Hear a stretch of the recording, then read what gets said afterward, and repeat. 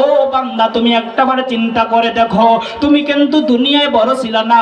যখন দুনিয়ায় আসলা, আসার পরে চলতে পারো না, কথা বলতে পারো না, খাইতে পারো না, হাঁটতে পারো না, কোনো কিছুই করতে পারো না।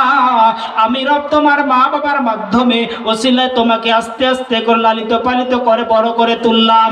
তোমার মা তোমাকে কত কষ্ট করে লালিত পালিত করলো রে বান্দা, আমি রব তোমারে আস্তে আস্তে করে বড় করলাম।